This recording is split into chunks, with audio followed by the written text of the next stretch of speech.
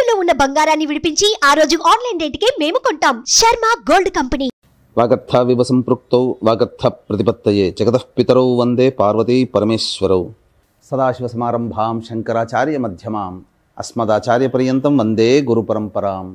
ఆదిత్యాయ చ సోమాయ మంగళాయ బుధాయ చ గురుశుక్రశనిభ్యశ్చ రాహవే కేతవే నమః.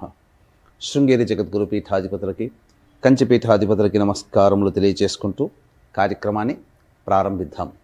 ముందుగా వీక్షించేటువంటి సుమన్ టీవీ ప్రేక్షకులకి మనవి, ఇప్పుడు మనం చెప్పుకోబోయేటివి 2025వ సంవత్సరంలో ఉండేటువంటి ద్వాదశ రాశుల వారికి సంబంధించినటువంటి మంచి చెడు విషయాల గురించి ఏ విధంగా ఉండబోతుంది. అయితే చాలామందికి ఒక సందేహం రావచ్చు, రాశుల ఫలితాలు అనేటువంటివి ఉగాది టు ఉగాది కదా మనం చెప్పుకునేది, మన సాంప్రదాయం. మన సాంప్రదాయాన్ని విడనాడి ఈ కొత్త సాంప్రదాయం ఏంటి, మనది కాని ధర్మాన్ని ఎందుకు మీరు ఈ విధంగా చెప్తున్నారు అనే ఆక్షేపణ కూడా ప్రేక్షకులు తెలియజేస్తారు. అయితే ఇక్కడ ధర్మం అంటూ ఒకటి ఉంటుందండి, శాస్త్రం అంటూ ఒకటి ఉంటుంది. మనకేం చెప్పబడుతుంది, ప్రపంచమంతా ఒకటి నమ్మింది అని అంటే అది ధర్మము శాస్త్రమై కూర్చుంటుంది. కాబట్టి ప్రపంచమంతా కూడా నూతన సంవత్సరంగా జనవరి 1 నుంచి డిసెంబర్ 31 వరకు పరిగణనలోకి తీసుకుంటున్నాయి. అయితే మనం కూడా అదే బాటలో, అంటే ఇక్కడ ఏంటి, ఆంగ్ల నూతన సంవత్సర భావంగా తీసుకొని ఫలితాలు చెప్తున్నాం అంతే తప్ప విశ్వావసునామ సంవత్సరంలో వచ్చే విశ్వావసునామ సంవత్సరానికి సంబంధించినటువంటి విధంగా చెప్పట్లేదు. జనవరి 1వ తారీఖు నుంచి డిసెంబర్ 31వ తారీఖు వరకు ఉండేటువంటి గ్రహస్థితిని దృష్టిలో పెట్టుకొని 12 రాశుల వారికి ఏ విధంగా ఉండబోతుందో విషయాలే తెలుసుకుంటున్నాం.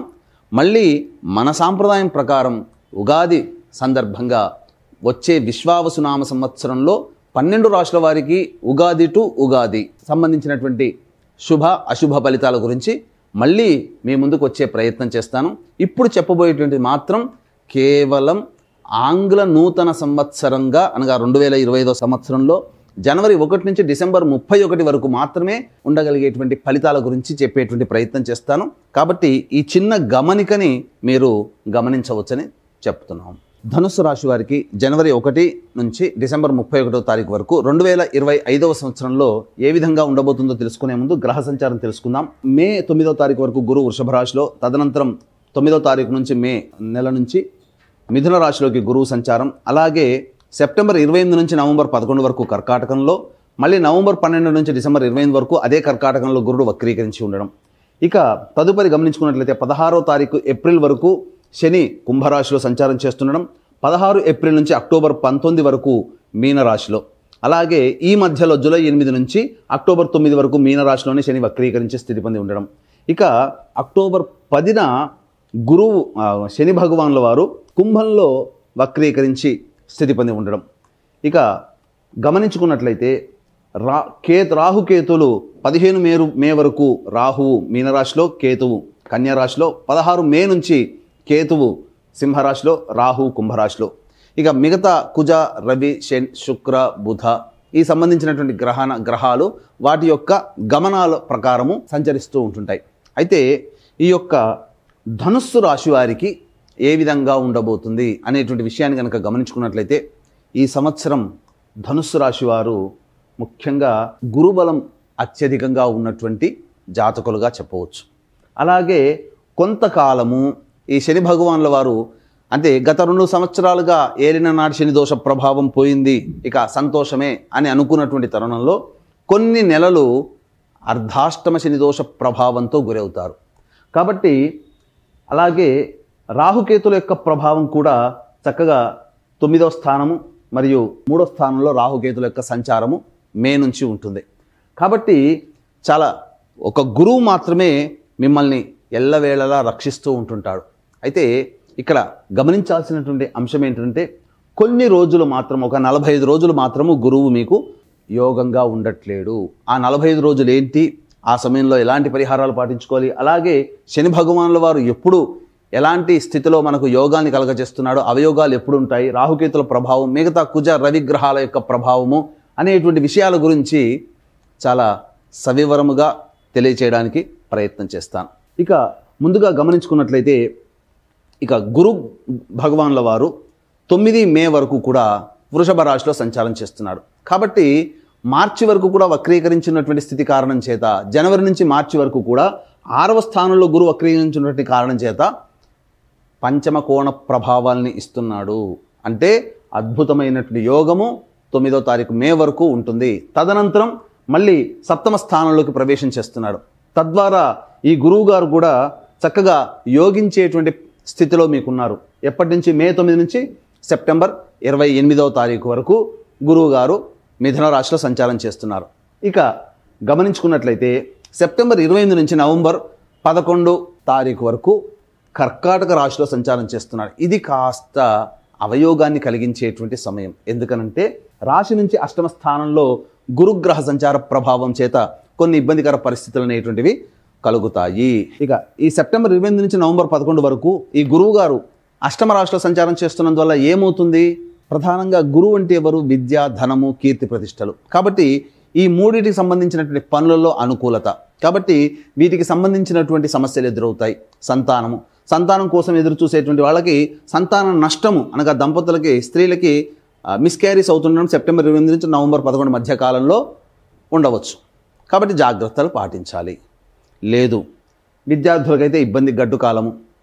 అలాగే ధనం కోసం సంపాదించేటువంటి వాళ్ళకి, ధన ప్రయత్నాలు ఉన్నటువంటి వారికి ధన నష్టం సూచన జరుగుతుంది.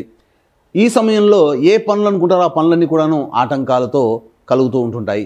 అన్నిటికంటే ముఖ్యంగా ఇది మనదిరా అనుకున్నటువంటిది, వీళ్ళు మనవులురా అనుకున్నటువంటిది వీళ్ళు దూరం అయ్యేటువంటి అవకాశాలు ఎక్కువగా ఉంటాయి. కాబట్టి జాగ్రత్తలు పాటించండి. ఇక నవంబర్ 12 నుంచి డిసెంబర్ 28 వరకు మళ్ళీ గురువు కర్కాటకంలోనే వక్రీకరించినటువంటి కారణం చేత మళ్ళీ శుభుడవుతున్నాడు. కాబట్టి శుభ ఫలితాలు ఉంటాయి. కాబట్టి ఒక 2 నెలల కాలం మాత్రమే గురువు మీకు అనుకూలంగా లేడు. 10 నెలలు అనుకూలంగా ఉన్నాడు. ఇంకేం కావాలండి? ఇక సంబంధించి చూసుకున్నట్టయితే శని భగవానుల వారు 16 ఏప్రిల్ వరకు 3వ స్థానంలో సంచారం చేస్తుండడం వల్ల అద్భుతమైనటువంటి యోగాన్ని కలగచేస్తున్నాడండి. అందులో ఏమాత్రం సందేహం లేదు.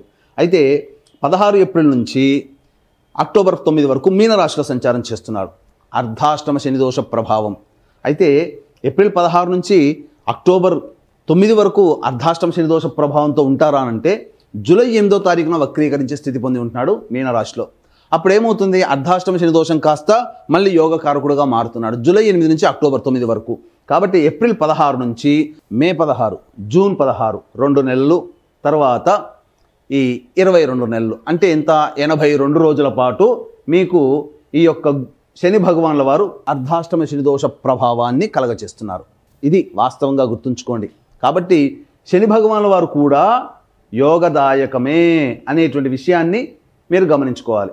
ఈ 82 రోజులు మీకు యోగాన్ని కలగజేస్తున్నాడు. జూలై 8న వక్రీకరించి మీనంలో వక్రీకరించి తదనంతరం అక్టోబర్ 10 వరకు ఉంటాడు. జూలై 8 నుంచి కుంభంలో వక్రీకరించి ఉంటాడు. అప్పుడేమవుతుంది? విచిత్రంగా మళ్ళీ ధనుసు రాశి వారికి కుంభంలో అక్టోబర్ 10 నుంచి నవంబర్ 26 వరకు, అంటే దగ్గర అక్టోబర్ అంటే దగ్గర 30-46 రోజులు కుంభంలో వక్రీకరించినటువంటి కారణం చేత మళ్ళీ ఏలిన నాడు శని దోష ప్రభావాన్ని గురవుతుంటాడు.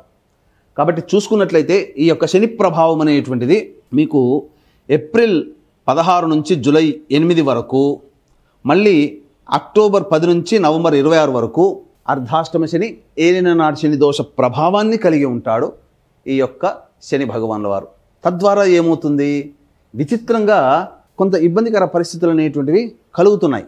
కాబట్టి ధనుసు రాశి వాళ్ళు చాలా కేర్ఫుల్గా ఉండాలి. చెప్పినటువంటి సమయంలో అర్ధాష్టమ శని మరియు ఏలినాడు శని దోషం ఉన్నటువంటి సమయం ఏదైతే ఉందో ఆ సమయంలో కష్టాలు అనేటువంటివి కలుగుతాయి. ఇక రాహుకేతుల గురించి చూసుకున్నట్లయితే 15 మే వరకు రాహు చతుర్థంలో, దశమంలో 15 మే వరకు కేతు ఉంటాడు కన్యారాశిలో. 15 మే నుంచి అనగా 16 మే నుంచి కుంభరాశిలోకి రాహు ప్రవేశించగానే రాహు శుభుడవుతున్నాడు. 9వ స్థానంలో కేతు కూడా ఉన్నటువంటి కారణం చేత ధనుసు రాశి వారికి కేతు కూడా శుభుడవుతున్నాడు ఇక్కడ. తద్వారా ఏమవుతుంది? యోగించేటువంటి స్థితిగతులు ఉంటాయి. కాకపోతే తండ్రి గారి ఆరోగ్యం పట్ల శ్రద్ధ వహించాలి. అలాగే విదేశీ అనగా దూర ప్రాంత ప్రయాణాలు చేసేటప్పుడు కూడా అక్కడ దూర ప్రాంతంలో ప్రత్యేక శ్రద్ధలు తీసుకుంటేనే నిలవగలుగుతాము అనే విషయాన్ని గుర్తుపెట్టుకోవాలి. ఇక తర్వాత చెప్పొచ్చేది ఏమిటంటే ఈ యొక్క ధనుస్సు రాశిలో జన్మించినటువంటి ఉద్యోగస్తులు, కేంద్ర రాష్ట్ర ప్రభుత్వ ఉద్యోగస్తులకైతే చక్కగా ప్రమోషన్స్తో కూడుకున్నటువంటి బదిలీలు అనేటువంటివి జరుగుతాయి. ఇక ప్రైవేట్ రంగంలో ఉన్నటువంటి వారికి ఖచ్చితంగా బాధ్యతతో కూడుకున్నటువంటి ప్రమోషన్స్ అనేటువంటివి వస్తాయి. ఇక అన్నిటికంటే ప్రధానంగా గమనించుకున్నట్లయితే నిరుద్యోగస్తులకి ఉద్యోగం లభించి తీరుతుంది. ఈ యొక్క ధనుసు రాశిలో జన్మించినటువంటి రాజకీయ నాయకులకి చక్కగా ప్రజాదరణ కలిగినటువంటి పదవి లభిస్తుంది. నామినేటెడ్ పోస్టులోనే ఉంటారు. లేదా ప్రజారంజకంగా ఈ ఆల్రెడీ ధనుసు రాశిలో ఉన్నటువంటి నాయకులు ప్రజలతో మమేకమైపోయి ప్రత్యేక గుర్తింపుని తెచ్చుకుంటారని చెప్పవచ్చు. ఈ యొక్క ధనుసు రాశిలో జన్మించినటువంటి ఈ యొక్క సినీ రంగ ప్రముఖులు కావచ్చు, కళారంగంలో కావచ్చు, 24 ఫ్రేమ్స్లో వర్క్ చేసేటువంటి వాళ్ళు కావచ్చు, మీడియా రంగం వాళ్ళు కావచ్చు, సోషల్ మీడియా కావచ్చు, ప్రింటింగ్ అండ్ ఎలక్ట్రానిక్స్ మీడియా రంగంలో ఉన్నటువంటి వాళ్ళు కావచ్చు, వాళ్ళకందరికీ కూడాను అద్భుతమైనటువంటి యోగదాయకమైనటువంటి ఫలితములు ఉంటాయి. అధిక సంపాదన ఈ సంవత్సరం వారికి ఉండబోతుంది. తద్వారా కొత్త కొత్త ప్రాజెక్టులు అనేటువంటివి సైన్ చేస్తారు. తద్వారా డబ్బు వస్తుంది, ప్రజాదరణ కూడా పెరుగుతుంది. ఇక అన్నిటికంటే ప్రధానమైనటువంటిది రెస్టారెంట్ బిజినెస్ నడిపే వాళ్ళు, ఫుడ్ ప్రాసెసింగ్ FMCG రంగంలో ఉన్నటువంటి వాళ్ళు, అలాగే జనరల్ స్టోర్ సూపర్ మార్కెట్లు నడిపేటువంటి వాళ్ళు, ఎడ్యుకేషనల్ బిజినెస్లో ఉన్నటువంటి వాళ్ళు, అలాగే ఈ సంబంధించినటువంటి జ్యువెలరీ రంగంలో ఉన్నటువంటి వాళ్ళు, తీర్థయాత్రలు చేసేటువంటి వ్యాపారస్తులు, అలాగే పూజా స్టోర్స్ నడిపేటువంటి వాళ్ళు, వీళ్ళకందరికీ కూడా అత్యంత శుభదాయకమైనటువంటి గౌరవప్రదమైనటువంటి సంపాదన ఉంటుంది. వ్యాపార విస్తరణ చేసుకుంటారు, అధిక ధనాదాయాన్ని పొందుతారు. ఇక ఈ ధనుసు రాశిలో జన్మించినటువంటి రైతులైతే 2 పంటలు కూడా అధికంగా లాభాలు వస్తాయి. అధిక దిగుబడి కలిగినటువంటి పంటలనే వీళ్ళు ఎంచుకుంటారు. తద్వారా రైతులకి ఈ సంవత్సరం శుభదాయకంగా ఉంటుందని చెప్పవచ్చు. ఇక ముఖ్యంగా విద్యార్థులకి కోరుకున్నటువంటి విద్యాలయాల్లో ప్రవేశం అనేటువంటిది ఈ గ్రహాల యొక్క ప్రభావం వలన కలుగుతుంది.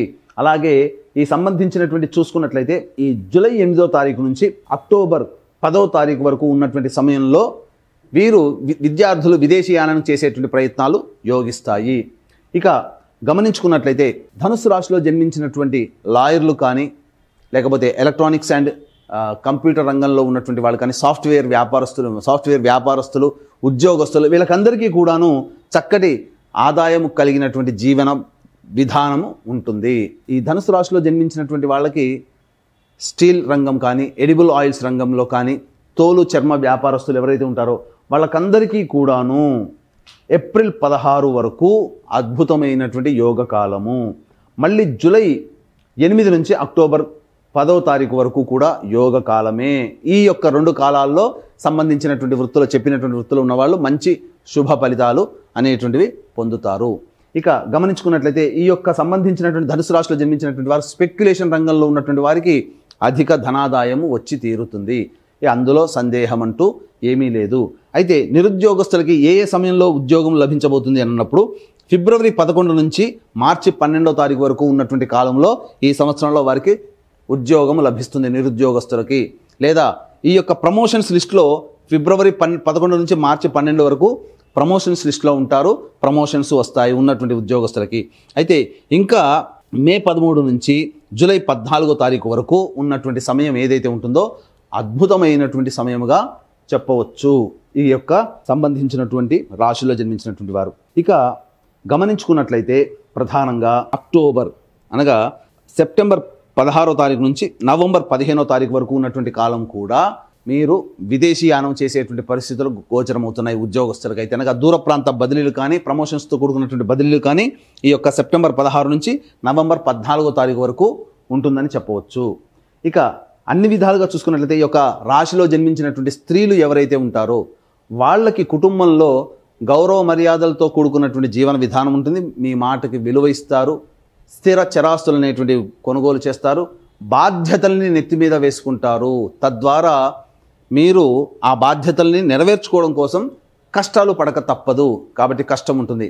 అయితే ఆరోగ్య సమస్యలు అనేటువంటివి కనుక చూసుకున్నట్లయితే ప్రధానంగా ఈ యొక్క సంబంధించినటువంటి జనవరి 21వ తారీఖు వరకు ఈ రాశిలో జన్మించినటువంటి స్త్రీ పురుషులకి కొంత అనారోగ్య లక్షణాలు అనేటువంటివి ఉంటాయి. అయితే యోగదాయకమైనటువంటి పరిస్థితి ఎప్పుడు ఉంటుంది? జనవరి 21 నుంచి ఏప్రిల్ 1వ తారీఖు వరకు ఉన్నటువంటి సమయము అద్భుతమైనటువంటి సమయం. రియల్ ఎస్టేట్ రంగంలో ఉన్నటువంటి వాళ్ళు, అలాగే లాయర్ వృత్తిలో ఉన్నటువంటి వాళ్ళకి అద్భుతమైనటువంటి రాజయోగం కలగబోతుంది. నూతన ప్రాజెక్టులు విస్తరిస్తారు. తద్వారా మంచి జీవన విధానం అనేటువంటిది ఉంటుందని చెప్పవచ్చు. ఇక మళ్ళీ సెప్టెంబర్ 12వ తారీఖు నుంచి అక్టోబర్ 24వ తారీఖు వరకు ఉన్నటువంటి కాలం కూడా లాయర్లు కావచ్చు, రియల్ ఎస్టేట్ రంగంలో ఉన్నటువంటి వాళ్ళు కావచ్చు, ఈ సంబంధించినటువంటి జనవరి 21 తర్వాత నుంచి ఏప్రిల్ 1వ తారీఖు మధ్య చేపట్టినటువంటి నూతన ప్రాజెక్టులు ఏవైతే ఉంటాయో అవన్నీ కూడాను సెప్టెంబర్ 12 నుంచి అక్టోబర్ 24 మధ్యకాలంలో దాదాపుగా పూర్తి చేసుకొని లాభాల బాటల్లో ఉంటారని చెప్పవచ్చు. కాబట్టి మీ మాటకు విలువ పెరుగుతుంది. అన్నిటికంటే ప్రధానమైనటువంటిది జాతకరీత్యా ప్రధానంగా ఈ జూలై 26 నుంచి సెప్టెంబర్ 10వ తారీఖు వరకు ఉన్నటువంటి సమయం ఏదైతే ఉంటుందో ఉద్యోగంలో మార్పులు చేర్పులు చోటు చేసుకుంటాయి. ఉద్యోగంలో మీకు కాస్త అసహనం పెరిగిపోతుంది, కోపం ఎక్కువగా ఉంటుంది. కాబట్టి ఆ సమయంలో లౌక్యంతో ఎదుటి వాళ్ళతో కుటుంబ సభ్యులతో మీరు వ్యవహరించండి. ఈ విధంగా చెప్పుకుంటే అన్ని రకాలుగా ఈ యొక్క ధనుసు రాశిలో జన్మించినటువంటి వారికి మంచి శుభ ఫలితాలు అనేటివి కలుగుతున్నాయి. ఇక ముఖ్యంగా గమనించుకున్నట్లయితే ఈ యొక్క ఏలిన నాటి శని ప్రభావం ఉండడం, గురువు కూడాను అనుకూలంగా ఉండడం, ఒక 2 నెలల పాటు అనుకూలంగా లేకపోవడం, ఇవన్నీ కూడా జాతకరీత్యా కొన్ని రోజులు ఇబ్బందులు పడక తప్పదు. శని భగవానుల వారు విచిత్రంగా ఈ ధనుస్సు రాశి వారికి అర్ధాష్టమ శని దోష ప్రభావము, ఏలిన నాటి శని దోష ప్రభావం సంబంధించి కొన్ని పరిస్థితులు గోచరమవుతున్నాయి. కాబట్టి అప్పుడు కొన్ని కష్టాలు పడక తప్పదు. కాబట్టి ఇక్కడ చెప్పబడినటువంటిది అంతా కూడాను గొప్పగా ఉన్నటువంటిది ఏదైతే ఉందో అది మీ యొక్క రాశిరీత్యా చెప్పబడేటువంటిది. మీకు గనక ఈ యొక్క ధనుసు రాశిలో జన్మించినటువంటి వారికి వివాహ సంబంధములు నిశ్చయమవుతాయి. ఈ సంవత్సరం చక్కగా వివాహము కుదురుతుంది, అందులో ఏమాత్రం సందేహం లేదు. కాకపోతే ఇక్కడ వివాహం కాకపోయి ఉంటే మీ తల్లిదండ్రుల యొక్క జాతకము, మీ తోడబుట్టిన వాళ్ళ జాతకం కూడా మీ మీద ఇంపాక్ట్ చూపించబడుతుంది. వివాహమైతే మీ యొక్క భర్త కానీ భార్య కానీ మీ కడుపున పుట్టిన సంతానం జాతకం కూడా మీ మీద ప్రభావం చూపుతుంది, స్త్రీ పురుషులకు ఎవరికైనా. కాబట్టి జాతకరీత్యా అందరికీ మంచిగా ఉండాలి. మీ యొక్క సంకల్పం ఈ సంవత్సరం 2025 సంవత్సరంలో నెరవేరాలి. మీ ప్రతి మనిషికి కూడాను జాతకరీత్యా విద్య, వివాహ, ఉద్యోగ, దాంపత్య, సంతాన, అనారోగ్య సమస్యలే ఎక్కువగా ఉంటాయి. విదేశీయానము, విదేశీ విద్యము, అలాగే ఇటువంటివన్నీ కూడా. కాబట్టి ఈ ధనుసు రాశి వారికి ఈ సంవత్సరంలో నరఘోష కూడా ఎక్కువగా ఉంటుంది. కాబట్టి ఇటువంటి దోషాల నివారణకి మరియు జాతకరీత్యా 12 రాశులు కూడాను శని ప్రభావానికి గురవుతున్నాయి. గుర్తుపెట్టుకోండి, ఏ రాశి కూడా ఎగ్జంప్షన్ కాదు, 12 రాశులు కూడాను ఎగ్జంప్షన్ కాదు. అన్ని రాశులు శని ప్రభావానికి గురవుతున్నాయి. కాబట్టి ఈ సంవత్సరంలో 2025 సంవత్సరంలో ద్వాదశ రాశుల వారికి శని దోష నివారణార్థమై సర్వదోష నివారణ పూజలు, సంకల్ప సిద్ధి హోమాలు అనేటువంటివి ఈ 2025 సంవత్సరంలో జనవరి 13వ తారీఖు రోజున అత్యద్భుతమైన రోజు, పౌర్ణమి తిథి, మరియు ఈ యొక్క అద్భుతమైనటువంటి తిథి రోజున శ్రీకాళహస్తిలో కానీ శ్రీశైల క్షేత్రంలో కానీ 2025 సంవత్సరంలో శ్రీకారం చుట్టబోతున్నాము. అంటే ప్రతి నెల ఒక్కొక్క పుణ్యక్షేత్రంలో, ఒక్కొక్క క్షేత్రంలో వివిధ రకాలైనటువంటి పూజలు, హోమాలు అనేటువంటివి ప్రతి నెల చేయించడం జరుగుతుంది. వాటి వీడియోలు కూడా మీకు పంపించడం జరుగుతుంది. మీ కుటుంబ సభ్యుల అందరి గోత్రనామాదులతో కార్యక్రమం చేయించడం జరుగుతుంది. దీని రిజిస్ట్రేషన్ వివరాలు కార్యక్రమ తదనంతరం కాంటాక్ట్ చేసి పూర్తి వివరాలు తెలుసుకోవచ్చు. అలాగే తండ్రి వైపు 6 తరాలు, తల్లి వైపు 3 తరాలు, భార్య వైపు 3 తరాలు, భర్త వైపు 6 తరాల్లో ఏవైనా దుర్మరణాలు ఉన్నా, లివర్ ఫెయిల్యూర్, కిడ్నీ ఫెయిల్యూర్, క్యాన్సర్తో ఎవరైనా కుటుంబ సభ్యులు మరణించినా, 60 సంవత్సరాల లోపల కుటుంబ సభ్యులు ఏ విధంగానైనా చనిపోయినా వాటిని పితృదోషం లేదా పితృశాపం అంటారు. కాబట్టి వీటి నివారణకి, పితృదోష నివారణకి కూడా ప్రతి నెల మన పీఠం ఆధ్వర్యంలో జరపబడుతున్నాయి. వాటి వివరాలు కూడా కార్యక్రమ తదనంతరం కాంటాక్ట్ చేసి తెలుసుకోవచ్చు. ఇప్పుడు ఈ యొక్క ద్వాదశ రాశుల వారికి సంబంధించినటువంటి దోషాల నివారణకి పరిహారాలు అనేటువంటివి తెలియజేసుకుందాం. ఇక్కడ గమనించుకున్నట్లయితే ఈ యొక్క 2025 సంవత్సరంలో ద్వాదశ రాశుల వారికి సంబంధించినటువంటి ఇబ్బందులు, అనగా ముఖ్యంగా ధనుస్సు రాశి వారికి ఇబ్బందులు ఎదురైనప్పుడు ఈ సంవత్సరం అంతా ఎటువంటి పరిహారాలు చేసుకోవాలి అని అంటే, ప్రతిరోజు కూడాను శివాలయ సందర్శనం, విష్ణు దేవాలయ సందర్శనం చేసుకుంటే మంచిది. ప్రతిరోజు విష్ణు దేవాలయం చేసుకుంటే ఇంకా మంచిది. లేదా సమస్యలు కలిగినప్పుడు తులసి చెట్టు దగ్గర ఆవు నేతితో దీపారాధన చేసి ఒక 27 రోజుల పాటు విష్ణు సహస్రనామ పారాయణం చేయండి, సమస్య పరిష్కారం అవుతుంది. అలాగే ప్రతిరోజు కూడాను దత్తకవచ పారాయణం చేయడం, మరియు సూర్యుడికి నమస్కారం, సూర్యాష్టకం 6 సార్లు పారాయణం చేయడం, ఆదివారం నాడు మాంసాహార భోజనం నిషిద్ధము అనేటువంటిది కనుక పెట్టుకుంటే చాలా మంచి ఫలితాలు పొందుతారు.